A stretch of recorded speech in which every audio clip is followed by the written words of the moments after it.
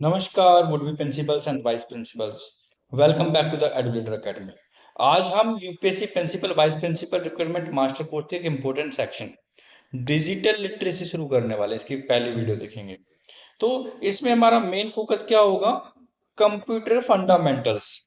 तो कंप्यूटर क्या है, बेसिक लेवल पे कैसे वर्क करता है, ये सारी चीजें हम इस वीडियो में देखने वाले हैं। लेकिन उससे पहले एक और इम्पोर्टेंट चीज, इस सीरीज में डिजिटल लिटरेसी में हम लगभग 18 से 20 वीडियो करने वाले हैं, जिनका मेन फोकस है जो हमारे बेसिक एग्जाम ओरिएंटेड आ सकते हैं क्वेश्चंस, उनको करना, उन टॉपिक्स को समझना। देखो, हम यहाँ पे बीसीए एमसीए नहीं करने वाले हैं, ठीक है? जो आपके एग्जाम्स में और ये बाकी एग्जाम्स में भी आपकी हेल्प करेंगे, केवल इसी एग्जाम में नहीं। जो टीचिंग से रिलेटेड है या बाकी एग्जाम हो सकते हैं, उनमें भी थोड़ी बहुत आपकी हेल्प करेंगे। अब वो टीचिंग से रिलेटेड तो बहुत ज्यादा हेल्प करने वाले हैं। तो शुरू करते हैं। सबसे पहले कंप्यूटर लिटरेसी का हमारा आज का टॉपिक क्या है? सबसे पहले हम पढ़ रहे हैं व्हाट इज कंप्यूटर। तो हमें बेसिक नॉलेज होनी चाहिए। तो वो देखने वाले हैं कि कंप्यूटर है क्या। तो जिसको आता है दैट्स ग्रेट, उसका रिवीजन जल्दी हो जाएगा। और जिसको नहीं आता उसको बहुत अच्छे से समझ में आने वाला है। तो सिंपल लैंग्वेज में, कंप्यूटर एक इलेक्ट्रॉनिक और प्रोग्रामेबल डिवाइस है। इलेक्ट्रॉनिक डिवाइस और प्रोग्रामेबल डिवाइस है। इसका मतलब क्या है? इलेक्ट्रॉनिक्स का मतलब है कि इलेक्ट्रॉनिक कंपोनेंट की हेल्प से वर्क करता है। किससे हेल्प करता है ये कंप्यूटर? इलेक्ट्रॉनिक कंपोनेंट की हेल्प से। और प्रोग्रामेबल का क्या मतलब हो गया यहाँ पे? कि कंप्यूटर को जो इंस्ट्रक्शंस दी जाती हैं वह उनके अकॉर्डिंग काम करता है। तो computer is an electronic programmable device that accepts data as input, process it according to the set of instructions, stores data, results when required, and produce information as output। तो same to same याद करने की definition की जरूरत नहीं है, क्योंकि आपको पेपर में नहीं लिखना है। तो बेसिक चीजें जो मैं बार बार बता रहा हूँ वो पता होना चाहिए। क्या? कि ये इलेक्ट्रॉनिक प्रोग्रामेबल डिवाइस है। और कंप्यूटर का बेसिक वर्क, जो वर्किंग है वो कैसे काम करता है? एक इसमें इनपुट हो गया, एक प्रोसेसिंग हो गया, और एक आउटपुट हो गया। आप इस साइकिल को शॉर्ट फॉर्म में आईपीओ भी बोल सकते हैं। A I input, P processing, O output. Input का मतलब है कंप्यूटर को डेटा देना, ठीक है? कई लोग डाटा भी बोलते हैं, डीए डेटा। कंप्यूटर को डेटा देना। Data basically raw facts and figures होते हैं। फॉर एग्जाम्पल, मान लीजिए हमने स्टूडेंट के मार्क्स कंप्यूटर में एंटर किए। ये मार्क्स क्या हो जाएंगे? हमारा इनपुट हो जाएगा। ये हमारा इनपुट डेटा हो जाएगा जो हम मार्क्स ऐड कर रहे हैं। अब कंप्यूटर, आप उनको कुछ इंस्ट्रक्शंस दे रहे हो, जैसे कि कंप्यूटर को बोला कि ठीक है, मार्क्स को कैलकुलेट करना है, एवरेज निकाल दो, ठीक है? टोटल निकालो या एवरेज निकालो। तो जो ये स्टेज होगी इसको हम क्या बोलेंगे? प्रोसेसिंग। कुछ ऑपरेशंस हो रहे हैं क्या निकालने के लिए? कि टोटल निकालना है, एवरेज निकालना है।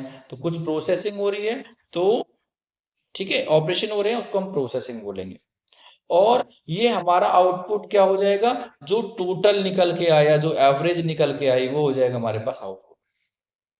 दोबारा, डेटा दिया इनपुट, ऑपरेशन हुए, प्रोसेस हुआ प्रोसेसिंग, और जो रिजल्ट आया दैट इज आउटपुट। यहाँ एक इम्पोर्टेंट बात याद रखिए कि डेटा और इंफॉर्मेशन सेम नहीं होते। देखो, इनपुट के टाइम पे हम डेटा यूज कर रहे हैं और आउटपुट के टाइम पे इंफॉर्मेशन। जो रॉ फैक्ट्स फिगर्स जो हमने देखी, इस बच्चे के मार्क्स इतने, इसके इतने, इसके इतने, वो हमारा हो गया डेटा। और जो रिजल्ट आया कि टोटल हो गया, एवरेज हो गया, जो प्रोसेस होके आया, उसको बोलते हैं इंफॉर्मेशन। कंप्यूटर कैसे डिवाइस है? Is an electronic programmable device. ये याद रख सकते हो। कैसा है? Electronic and programmable devices. की टर्म्स क्या हो जाएंगे यहाँ पे? Data, that is raw fact and figure, processing, operation जो परफॉर्म हो रहे हैं, इंफॉर्मेशन, जो प्रोसेस होकर डेटा आया है, that is information. Process data को इंफॉर्मेशन बोलते हैं, सिंपल को नहीं। तो यहाँ पे हमने कंप्यूटर की डेफिनेशन देखी, इनपुट क्या होता है, प्रोसेसिंग क्या होती है, आउटपुट क्या होती है, वो देखा। अब देखते हैं कि कंप्यूटर काम कैसे करता है। तो कंप्यूटर की बेसिक वर्किंग को हमने भी क्या नाम दिया था? IPO cycle. और आईपीओ का क्या नाम मतलब था? इनपुट, प्रोसेसिंग और आउटपुट। तो सबसे पहले इनपुट, इस स्टेज में डेटा और इंस्ट्रक्शंस कंप्यूटर में एंटर किए जाते हैं। तो और किस चीज से आप एंटर कर सकते हो? कुछ एग्जांपल्स यहाँ पे हमने लिखे हुए हैं, कीबोर्ड, माउस और स्कैनर। तो इन तीनों को हम क्या बोलेंगे? ये हमारे क्या है? इनपुट दे रहे हैं, ठीक है? तो ये क्या हो गए, इनपुट डिवाइस हो गए। तो ये इनपुट डिवाइस क्या कहते हैं, कीबोर्ड माउस स्कैनर, तीन एग्जांपल लिए हैं। क्या होते हैं बाकी चीजें, अगेन सारी चीजें अच्छे से 18-20 वीडियोज है, तो आज की वीडियो में एक्सपेक्ट मत करना सारा खत्म हो जाएगा। तो सेकंड स्टेज है प्रोसेसिंग। जो डाटा और इंस्ट्रक्शंस कंप्यूटर को दिए गए हैं, उनको प्रोसेस करने का मेन काम किसका होता है, सीपीयू का। अब सीपीयू क्या होता है, अगेन आपको बाद में देखने को पता चलेगा। सीपीयू इंस्ट्रक्शंस के अकॉर्डिंग डेटा पर रिक्वायर्ड ऑपरेशंस परफॉर्म करता है। और थर्ड हो जाएगा जब परफॉर्मेंस के बाद आउटपुट आई, और जिससे आपको आउटपुट मिली, जो प्रोसेस्ड इंफॉर्मेशन है जिससे प्रेजेंट होती है यूजर को, उसको उसके एग्जांपल्स हो सकते हैं मॉनिटर की हेल्प से आपको आउटपुट मिल सकता है, प्रिंटर की हेल्प से या स्पीकर की हेल्प से। तो जिनकी हेल्प से हमें आउटपुट मिल रहा है उनको बोलते हैं आउटपुट डिवाइस। और एक वर्ड और देखा था हमने डेफिनेशन में, दैट इज स्टोरेज।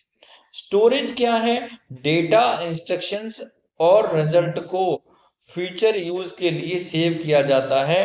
तो जहां सेव कर रहे हैं, example HDD, SSD, full form बाद में देखने वाले हैं, पेन ड्राइव, ये सारे हमारे क्या हो गए, सेविंग या स्टोरेज डिवाइस हो गए। और स्टोरेज का मतलब, देखो हमने स्टूडेंट के मार्क्स एंटर किए थे, वो इनपुट था। कंप्यूटर ने टोटल एवरेज किया, कैलकुलेट किया, प्रोसेसिंग हुई, रिजल्ट डिस्प्ले हुआ, दैट इज आउटपुट। अगर रिजल्ट को सेव कर देते हैं और उसको बाद में यूज करने के लिए, रिट्रीव करने के लिए, तो वो जो हम सेव कर रहे हैं उसको स्टोरेज बोलते हैं। ये चारों चीजें अलग अलग नहीं है। जिसको ने बेसिक कंप्यूटर पढ़ रखा है उसके लिए बहुत अच्छी बात है, जिसने नहीं पढ़ रखा उनके लिए कि इनपुट डिवाइस, सीपीयू, मॉनिटर और SSD means input processing, output और स्टोरेज सारे अलग अलग होते हैं। तो इनपुट डिवाइस कौन से होते हैं, आउटपुट डिवाइस कौन से होते हैं, स्टोरेज डिवाइस के एग्जांपल्स, और सीपीयू का क्या काम होता है, ये हमने स्लाइड में देख लिया। चलिए अब नेक्स्ट करेक्टरिस्टिक्स की बात करते हैं, किसके, कंप्यूटर की। करेक्टरिस्टिक्स मतलब यानी वो फीचर्स जो कंप्यूटर को फास्ट और एफिशिएंट बनाते हैं, जो अच्छी अच्छी बातें हैं, वो हम करेक्टरिस्टिक्स में देखने वाले हैं। सबसे पहले speed, perform a very large number of operations in very very short time. तो इसमें हाई स्पीड होती है, कंप्यूटर का काम करने की स्पीड बहुत ज्यादा होती है, हाई प्रोसेसिंग स्पीड की बात हो तो ये कह सकते हैं कि एक करेक्टरिस्टिक्स हो गई। दूसरी, एक्यूरेसी। कंप्यूटर करेक्ट डाटा और करेक्ट इंस्ट्रक्शन दिए जाने पर हाईली एक्यूरेट रिजल्ट प्रोड्यूस कर सकता है। लेकिन यहाँ एक इंपॉर्टेंट पॉइंट है, एक्यूरेसी का मतलब ये नहीं कि कंप्यूटर कभी गलत रिजल्ट नहीं दे सकता। अगर इनपुट डेटा या इंस्ट्रक्शन जो आपने दिए वही गलत है तो आउटपुट कैसा आएगा, वो भी गलत ही आएगा। ठीक है, एक्यूरेसी होती है, लेकिन साथ में ये चीज भी ध्यान रखनी है। तो करेक्टरिस्टिक्स में ये नहीं लिखना, बस ये बताना कि एक्यूरेसी है। डिलीजेंस मतलब कोई काम मुझे बार बार मिला, आपको बार बार मिला, तो हो सकता है, नहीं पूछ सकता, हो सकता है कि हमें बोरियत फील हो, थक जाए, कंसंट्रेशन हट जाए, लेकिन कंप्यूटर के साथ ऐसा नहीं होता। वो परफॉर्म करता है रिपीटेड टास्क को कंटिन्यूअसली, बिना थके, बिना बोर हुए, बिना कंसंट्रेशन गुम किए। नेक्स्ट है स्टोरेज। ये स्टोर कर सकता है लार्ज अमाउंट ऑफ डाटा को, इंस्ट्रक्शंस को, रिजल्ट को, और हमें वापस मिल सकती हैं सारी चीजें कब, जब हमें जरूरत है। वर्सेटिलिटी मतलब एक ही computer different type of task perform कर सकता है, जैसे कैलकुलेशन भी, डॉक्यूमेंटेशन भी, कम्युनिकेशन भी, और मल्टीमीडिया रिलेटेड काम। और नेक्स्ट है ऑटोमेशन। तो एक बार इंस्ट्रक्शन दे दी, प्रोग्राम स्टार्ट कर दिया, तो कंप्यूटर कैरी आउट कर सकता है ऑपरेशंस को आप अपने आप, जैसे आपने उसको इंस्ट्रक्शन दिए हैं उसके हिसाब से। तो कौन कौन से 6 हमारे करेक्टरिस्टिक्स हो गए, speed, accuracy, diligence, storage, versatility, automation. ये गीगो नेक्स्ट स्लाइड में देखने वाले हैं। गीगो क्या होता है, गार्बेज इन गार्बेज आउट। ये हम कहाँ की बात करते हैं, एक्यूरेसी की, कि आपको ऐसा अगर आप गलत रिजल्ट दोगे तो गलत ही मिलेगा आउटपुट भी। ठीक है, तो garbage in garbage out. Limitations, no self intelligence. Last में बात करने वाले हैं कि आप लोग बोल सकते हो कि देखो एआई का जमाना है, तो आजकल तो इंटेलिजेंस बहुत आ गई है ना, लेकिन फिर भी इसके बारे में भी अच्छे से क्लैरिफिकेशन के साथ बात करेंगे, पहले सुन लीजिए। तो नो सेल्फ इंटेलिजेंस, कंप्यूटर अपने आप ह्यूमन बीइंग की तरह थिंक या अंडरस्टैंड नहीं करता है। ये अवेलेबल डेटा और दिए गए इंस्ट्रक्शन या प्रोग्राम के अकॉर्डिंग ऑपरेट करता है। ठीक है। सेकंड, लिमिटेशंस हैं ये, कमियां क्या क्या हो सकती हैं। Lack human common sense, human being situation और कॉन्टेक्स्ट को नेचुरली समझकर कॉमन सेंस अप्लाई कर सकते हैं। कंप्यूटर के केस में ऐसे नेचुरल ह्यूमन कॉमन सेंस या कॉन्टेक्चुअल अंडरस्टैंडिंग नहीं होती, तो कंप्यूटर में सारी चीजें नहीं होती। कौन सी? Contextual understanding, common human common sense. Common sense हो सकता है, एआई कॉमन सेंस कर सकता है, दे सकता है, लेकिन ह्यूमन कॉमन सेंस नहीं होता, ये बात करते हैं। Dependent on input and instructions, तो जो इनपुट दी है, इंस्ट्रक्शंस दी हैं, उसी पे डिपेंड रहेगा। अगर गीगो है, गार्बेज इन गार्बेज, तो गार्बेज ही बाहर निकलेगा। अगर गार्बेज डाटा है तो खराब डेटा है तो खराब ही बाहर आएगा, क्या? आउटपुट। नेक्स्ट है no human emotion, computer does not possess human feelings और इमोशंस और कंसियसनेस, मतलब कि कंप्यूटर ह्यूमन बीइंग की तरह फीलिंग, इमोशंस पोजेस नहीं करता। अब एआई के एरा में एक क्लैरिफिकेशन जरूरी है, जो हम अभी बात कर रहे थे, कि आजकल एआई सिस्टम ऐसे हाईली कॉम्प्लेक्स टास्क परफॉर्म कर सकते हैं जो हमें इंटेलिजेंट बिहेवियर जैसे अपीयर होते हैं, लेकिन इसे ह्यूमन इंटेलिजेंस के साथ कंफ्यूज नहीं करना। एआई सिस्टम किस पे काम करता है? एल्गोरिदम पे, मॉडल्स पे, डेटा पे और कंप्यूटेशनल प्रोसेस पे। वो human behaviour, human intelligent behaviour पे काम नहीं करता। एल्गोरिदम वो इन चीजों पे काम करता है। तो अगर एग्जाम में ऐसा आ जाए computer is intelligent like human, तो of course not. Computer perform कर सकता है हाई कॉम्प्लेक्स टास्क को, but it can not be treat as human intelligence, consciousness और इमोशंस। तो फास्ट है, एक्यूरेट है, ऑटोमेटेड है, लेकिन ह्यूमन इंटेलिजेंस नहीं है। कैरेक्टरिस्टिक्स हो गई, लिमिटेशंस हो गई। नेक्स्ट बात करेंगे टाइप ऑफ कंप्यूटर। किसके बेस पे बात करेंगे? यहाँ पे हम डेटा हैंडलिंग के बेसिस पे बात करेंगे, ठीक है। तो डेटा हैंडलिंग के बेसिस पे कंप्यूटर को तीन टाइप से डिवाइड किया जा सकता है: एनालॉग कंप्यूटर, डिजिटल कंप्यूटर और हाइब्रिड कंप्यूटर। एनालॉग कंप्यूटर की बात करते हैं, analog computer continuously varying physical quantities या सिग्नल्स के साथ वर्क करते हैं। और कौन कौन से सिग्नल्स? जैसे टेम्परेचर, प्रेशर, स्पीड, वोल्टेज, इनके बेसिस पर। तो एग्जाम में अगर कंटिन्यूसली वेरिंग फिजिकल क्वांटिटी की मेजरमेंट हो या प्रोसेसिंग की बात हो, तो क्या आंसर होगा? कैसे कंप्यूटर है? Analog computer. किस पे काम करते हैं? कंटिन्यूस डेटा पे काम करते हैं। अब नेक्स्ट आते हैं डिजिटल कंप्यूटर पे। डिस्क्रीट डेटा को प्रोसेस करते हैं, जो डिजिटल फॉर्म में रिप्रेजेंट होता है। और डिजिटल फॉर्म की किसकी बात करते हैं? बाइनरी नंबर्स की। बाइनरी कौन कौन से हो गए? 0 एंड 1, स्क्रीन पे दिख रहे हैं, ठीक है। 0 और 1 के साथ एसोसिएट किया जा सकता है डिजिटल कंप्यूटर को। ये क्या करते हैं? प्रोसेस करते हैं डिस्क्रीट डेटा को और रिप्रेजेंट करते हैं डिजिटल फॉर्म में। एग्जाम्पल्स कौन से हो गए? डेस्कटॉप हो गया, लैपटॉप हो गया, स्मार्टफोन हो गया, डिजिटल कैलकुलेटर हो गया। ये सारे हमारे डिस्क्रीट या डिजिटल कंप्यूटर के एग्जाम्पल्स हैं। अब देखो हाइब्रिड कंप्यूटर क्या हो जाएंगे फिर। Hybrid computer that is the combination of both analog and digital, जिसमें दोनों चीजें कंटिन्यूस, सिग्नल भी है, तो ये हो गया हमारा एनालॉग कंप्यूटर, और डिजिटल प्रोसेसिंग भी है। तो इन दोनों को मिला के क्या बनेगा? जो भी हमारा रिजल्ट होगा that is the hybrid computer. एक एग्जांपल ले लेते हैं स्पेशलाइज्ड मेडिकल मॉनिटरिंग सिस्टम की, industrial process control system, scientific measurement system. मान लो एग्जांपल लेते हैं बच्चे से कि स्पेशलाइज्ड मैजिकल मॉनिटरिंग सिस्टम में क्या करना है कि देखो कंटिन्यूसली चेंज फिजिकल सिग्नल्स को मेजर किया जा सकता है। उसके बाद देखो क्या किया है, अगर कोई भी डेटा कंटिन्यूसली, अगर मेडिकल की बात करें, कोई भी डेटा है, फिजिकल क्वांटिटी है, उसको चेक करना है कि क्या हो रहा है, क्या चेंजेस हो रहे हैं, और उसके बाद उसको डिजिटली सेव भी करना है, डिजिटली एनालाइज करना है और रिजल्ट कैलकुलेट करना है टाइम टाइम के साथ में। तो हम ये कह सकते हैं कि वहाँ पे हमें हाइब्रिड कंप्यूटर की जरूरत पड़ेगी, जो फिजिकल क्वांटिटीज वेरी हो रही है कंटिन्यूसली, डेटा वहां से भी आता रहे और उसको डिजिटली भी हमें शो करता रहे, ठीक है। तो यहाँ पे कुछ फीचर्स दे रखे हैं, तो यहाँ से इजीली समझ में आ जाएगा एनालॉग, डिजिटल, हाइब्रिड में। Continuously quantities, discrete digital data दोनों। मेजरमेंट ओरिएंटेड है, ये अर्थमेटिक एंड लॉजिकल प्रोसेसिंग होती है डिजिटल में, इसमें दोनों। फिजिकल सिग्नल्स और वैल्यूज पे काम करेगा, 0 एंड 1 पे काम करेगा, दोनों का कॉम्बिनेशन होगा, एनालॉग का भी और डिजिटल का भी। तो ये किस पे था हमारा? एनालॉग, डिजिटल और हाइब्रिड डेटा हैंडलिंग के बेसिस पे। तो इनको कंफ्यूज नहीं करना है किस पे, कि जो हम आगे पढ़ने वाले हैं, साइज, कैपेबिलिटी, प्रोसेसिंग कैपेसिटी, या माइक्रो कंप्यूटर्स क्या होते हैं, मेन कंप्यूटर्स क्या होते हैं, सुपर कंप्यूटर्स क्या होते हैं, ये डेटा हैंडलिंग के बेसिस पे हैं और वो कैपेबिलिटी एंड यूज के बेसिस पे हैं।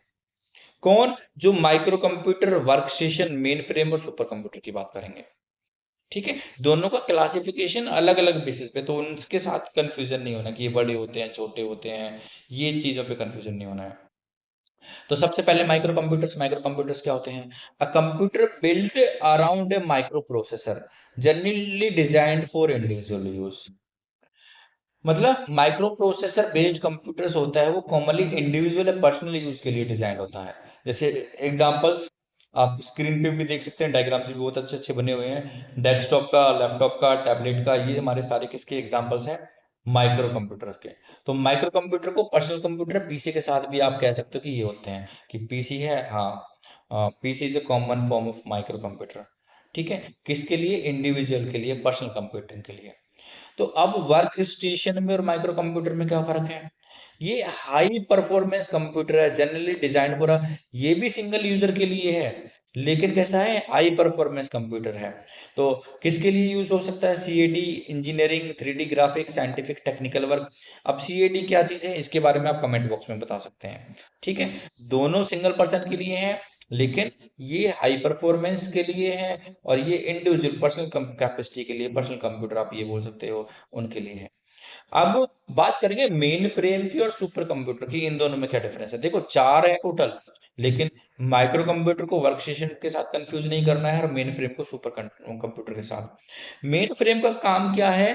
ये हाई वॉल्यूम डाटा को प्रोसेस करता है और लार्ज नंबर ऑफ ट्रांजेक्शन या यूजर्स हो सकते हैं इसमें। तो मेन फ्रेम कहाँ पे यूज होगा? बैंकिंग में, तो उससे याद करना भी आसान हो जाएगा कि अच्छा बैंकिंग में क्या काम होता है। हाई ज्यादा डेटा होता है और ज्यादा लोग यूज करने वाले हो सकते हैं, तो बैंकिंग इसका बेस्ट एग्जांपल हो गया। लार्ज एंटरप्राइजेस हो गए, गवर्नमेंट या इंस्टीट्यूशनल सिस्टम्स हो गए, तो वो किस पे काम करते हैं? मेन फ्रेम पे। फिर सुपर कंप्यूटर क्या हो जाएगा? सुपर कंप्यूटर में ये नहीं है कि इसमें ज्यादा लोग काम करेंगे, ये काम करेगा complex, extremely complex computational computational intensive calculations को करने के लिए, कॉम्प्लेक्स कैलकुलेशंस को करने के लिए, किस पे? बहुत स्पीड पे। एग्जाम्पल कहाँ पे यूज हो सकता है? वेदर एंड क्लाइमेट मॉडलिंग के लिए, scientific simultaneous space research applications के लिए। तो maximum computational performance means super computer. High through out means many concurrent workloads, बहुत ज्यादा काम कर रहे हैं, तो उसके लिए आप क्या बोल सकते हो? Mainframe. तो क्या मेन फ्रेम और सुपर कंप्यूटर सेम है? नहीं। High volume transaction, mainframe. Complex scientific calculation, super computer. Many users, mainframe. Massive computational processing, super computer. Banking enterprises, mainframe. Weather stimulation या रिसर्च, super computer. अब exam के point of view से कुछ of course facts figures भी याद करेंगे। परम 8000, ये क्या है? इंडिया का अर्ली इंडिजीनियस सुपर कंप्यूटर, या ये एग्जाम में आ जाए कि पहला सुपर कंप्यूटर कौन सा था इंडिया का? परम 8000। किसने डेवलप किया था? सीडेक ने। और आपको बाकी भी याद करनी कि किसके लीड में किया था, कहाँ पे किया था। सीडेक की फुल फॉर्म लिखी हुई है वैसे, centre for development advance computing. किसकी लीड में किया था, है ना? या फिर कब किया था, कौन सी जगह किया था, तो ऑफकोर्स वो आप गूगल कर सकते हो। पूछने को तो कुछ भी पूछा जा सकता है और आप पढ़ने को कितना भी पढ़ सकते हो। इंपॉर्टेंट चीजें कर रहे हैं बस। चलिए अब आगे बात करते हैं। आई थिंक इनमें कंफ्यूजन नहीं होना चाहिए क्योंकि लास्ट में एमसीक्यू भी करने वाले हैं इसके बेसिस पे हम। अगर कंफ्यूजन है तो एक बार और दोबारा देख लीजिए, वीडियो को पॉज कीजिए, खुद से देखना है खुद से देखिए। कम गूगल बाबा से पूछना उनसे पूछिए, नहीं तो मुझसे पूछना मुझसे पूछिए। जनरेशन ऑफ कंप्यूटर की बात करते हैं। जनरेशन ऑफ कंप्यूटर में टोटल 5 है, 1 2 3 4 5। 3 स्लाइड पे हैं, 2 अगली स्लाइड पे हैं। तो पहले जो इस स्लाइड पे हैं उनकी बात कर लेते हैं। तो सबसे पहले फर्स्ट जनरेशन, कोर टेक्नोलॉजी कौन सी यूज हुई थी फर्स्ट जनरेशन में? Vacuum tubes. लगभग पीरियड याद रखने की जरूरत नहीं है, बता देता हूँ कब से कब तक है। पहला है 1940 से मिड 1950 तक। ठीक है, मतलब 1955। एग्जैक्ट नहीं माना जाता, ये नहीं कि एक चीज गायब हो गई जब दूसरी चीज आएगी, दोनों साइमल्टेनियसली चलती रहती हैं। एक ऐसा पीरियड होता है जब दो एक खत्म हो जाती है तब दूसरी आती है ना, लेकिन साइमल्टेनियसली का पीरियड भी सेम होता है। तो ये कैसे थे? वेरी लार्ज एंड बल्कि, बहुत बड़े और बल्कि थे। इलेक्ट्रिसिटी ज्यादा कंज्यूम करते थे, हीट भी ज्यादा जनरेट करते थे और कंपेरेटिवली लेस रिलायबल थे। ठीक है, इनके कुछ examples: ENIAC, UNIVAC 1, first generation का मतलब क्या है, एग्जाम के लिए याद रखना है तो फर्स्ट जनरेशन में कौन सी टेक्नोलॉजी काम कर रही थी हमारे पास, वैक्यूम ट्यूब्स। ठीक है, इतना याद करना है। बहुत बल्कि थे, हाई इलेक्ट्रिसिटी कंज्यूम करते थे, लार्ज हीट जनरेट करते थे, लेस रिलायबल थे। बाद के जनरेशन के हिसाब से मशीन लैंग्वेज यूज होती थी। कौन सी लैंग्वेज यूज होती थी, मशीन लैंग्वेज यूज होती थी। कुछ एग्जांपल्स इनके बारे में आगे पढ़ने वाले हैं, ये नाइसी यूनिवैक, ये क्या चीज़ है। सेकेंड जनरेशन की बात करते हैं तो जो मेन टेक्नोलॉजी थी ट्रांजिस्टर, पहले की मेन टेक्नोलॉजी थी वैक्यूम ट्यूब्स। तो ट्रांजिस्टर ने किसको रिप्लेस किया, ऑफकोर्स वैक्यूम ट्यूब्स को। रिजल्ट क्या हुआ, स्मॉलर हो गए कंपेरेटिव टू पहले से, फास्टर हो गए पहले से, रिलायबल हो गए, लेस हीट जनरेट करने लगे, लेस पावर कंज्यूम करने लगे। ठीक है, तो जो पहले के साइड मतलब लिमिटेशंस कह सकते हैं आप वो थे, तो वो यहाँ पे पॉजिटिव चीजें हो गई। और इसके एग्जांपल जैसे पहले में ईएनआईसी एंड यूनिवेक की बात करते हैं, यहाँ पे फोरट्रान एंड कोबोल की बात करेंगे। तो सेकंड जनरेशन किससे रिलेटेड है, ट्रांजिस्टर से रिलेटेड। थर्ड जनरेशन हो गई आईसी, इंटीग्रेटेड सर्किट्स। इंप्रूवमेंट क्या हुई, और स्मॉलर हो गए, और फास्टर हो गए, और रिलायबल हो गए, और लोअर कॉस्ट हो गए। तो एग्जाम्पल IBM 360। तो थर्ड जनरेशन को किससे याद करना है, इंटीग्रेटेड सर्किट से। कब किसने शुरू किया, वैक्यूम ट्यूब्स किसने बनाया, एनीएक यूनिवैक किसने शुरू किए थे, फोर्टेन कोबल के बारे में फुल फॉर्म, बाकी एक्स्ट्रा चीजें इनकी, एनीएक यूनिवैक फुल फॉर्म देखना है तो आप देख सकते हो, नहीं तो इतना काफी है। और बहुत सारी चीजें होंगी जो बाद की 18 से 20 वीडियो है उनमें भी धीरे धीरे सारी चीजें कवर करने वाले हैं। फोर्थ जनरेशन की बात करें तो जो मेन टेक्नोलॉजी थी micro processor. Microprocessor became the basic of the CPU, enabling much smaller and more power computer system। और माइक्रो प्रोसेसर की वजह से ही जो ये IBM PC और ये छोटे छोटे कंप्यूटर्स जो हम लोगों के हाथ में आए, वो फोर्थ जनरेशन की वजह से आए। Apple Macintosh, Macintosh, IBM PC या एप्पल मैकिनटोश की बात करते हैं। जैसे इंटेल 4004 1971 में जब बना था, तो इसको कैसे रिकॉग्नाइज किया जाता है, as a first commercial available micro processor. ठीक है, कैसे यूज माना जाता है कि ये पहला कैसा था, कमर्शियली अवेलेबल माइक्रो प्रोसेसर था।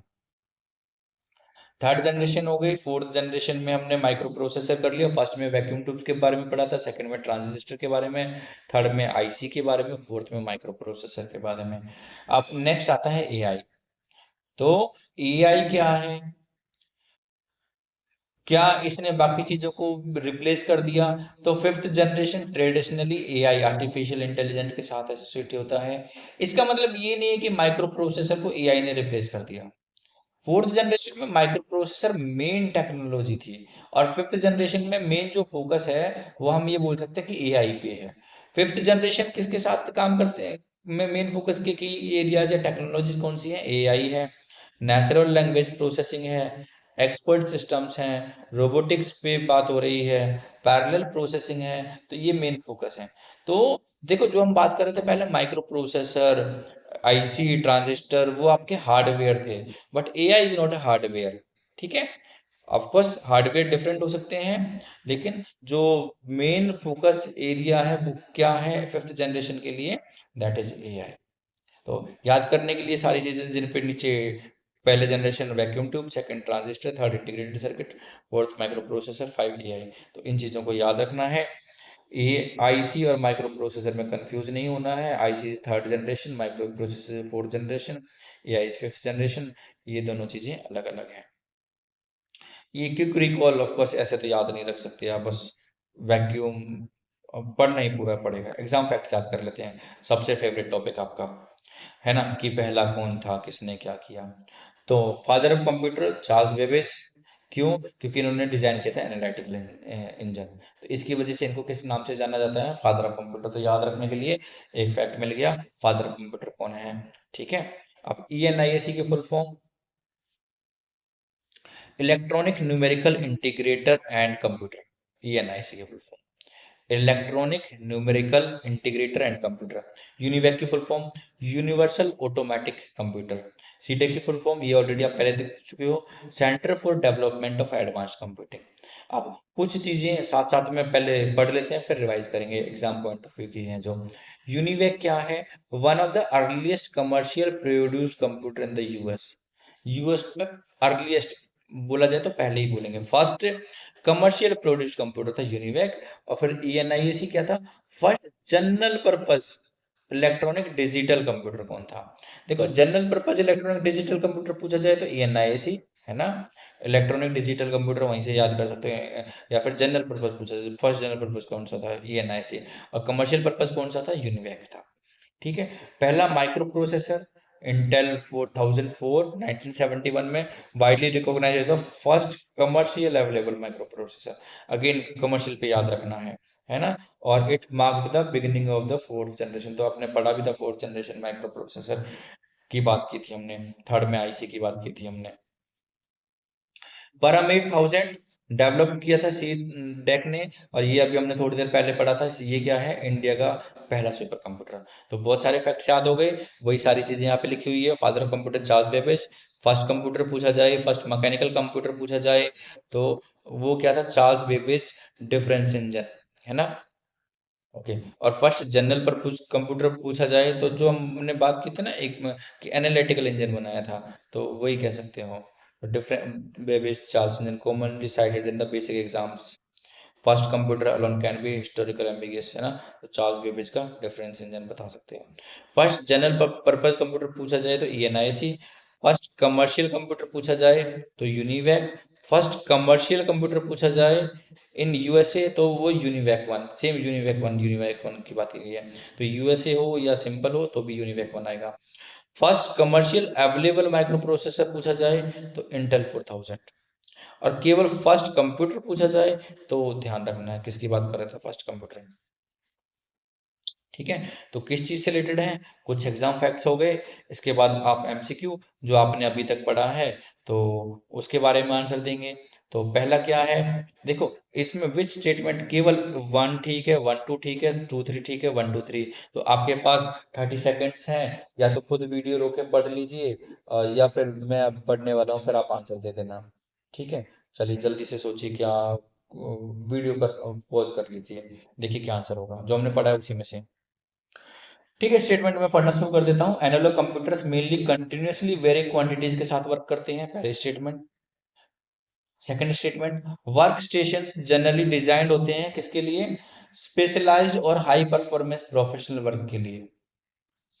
Third, mainframe computers primarily optimised for extremely computational and intensive scientific thinking. तो मेन फ्रेम कंप्यूटर्स हमने किसके लिए पढ़े थे, आई थिंक बैंक के लिए पढ़े थे। और ये किस में बात की गई थी, सुपर कंप्यूटर में। तो क्या थर्ड स्टेटमेंट है ठीक है, नहीं है। तो जहां थर्ड थर्ड है वहां तो वैसे ही काट देना। तो पहला दूसरा, पहला केवल, तो सही आंसर हो जाएगा फर्स्ट एंड सेकंड। तो ये अच्छे से स्लाइड में देख सकते हो कि मेन फ्रेम कंप्यूटर क्या है, सुपर कंप्यूटर क्या है। अगर नहीं आता तो वीडियो पीछे से देख जाइए दोबारा। वर्क स्टेशंस क्या है, एनालॉग कंप्यूटर और कौन कौन से बात की थी, डिजिटल कंप्यूटर और हाइब्रिड कंप्यूटर में क्या डिफरेंस है, किसके बेसिस पे थे। नेक्स्ट एमसीक्यू, दो ही एमसीक्यू हैं बस। क्या है, मैच कीजिए, और हाउ मैनी पेयर्स पूछा है कि केवल इस टाइप के क्वेश्चन आजकल यूपीएससी बहुत देता है, तो शायद हमारे एग्जाम में भी आने के इम्पोर्टेंट ज्यादा चांसेस है ना। तो जैसे जैसे अपडेट बाकी एग्जाम्स होते हैं तो ये एग्जाम भी अपडेट हुआ होगा 100%। ट्रांजिस्टर क्या सेकंड जनरेशन से है, इंटीग्रेशन क्या फोर्थ जनरेशन से, आईसी की बात करते हैं। इंटेल क्या माइक्रो प्रोसेसर, इंटेल 404 क्या माइक्रो प्रोसेसर से रिलेटेड है। परम 8000 क्या सीटेक से रिलेटेड है। तो इनमें से एक ठीक है, दो ठीक है, तीन ठीक है, चार ठीक है। तो ट्रांजिस्टर किससे था, सेकंड से। आईसी किससे था, थर्ड से। फोर्थ से क्या था, माइक्रो प्रोसेसर। इंटेल ठीक है। परम 8000 सीटेक ने बनाया था, ठीक है। तो कितने ठीक हैं, ओनली थ्री या चारों। एक तो मैंने गलत बता ही दिया है सेकंड वाला, तो आंसर क्या हो जाएगा, सी, ओनली थ्री। बाकी वीडियो पॉज कीजिए, दोबारा पढ़ना है अच्छे से पढ़िए। इसी के साथ ये वीडियो हमारी खत्म होती है, मिलते हैं नेक्स्ट वीडियो में। लाइक कीजिए, सब्सक्राइब कीजिए, शेयर कीजिए, पहली बार बोला है, करना है कीजिए, नहीं तो कोई बात नहीं, अच्छी लगे तो शेयर कर दीजिए। Thank you so much.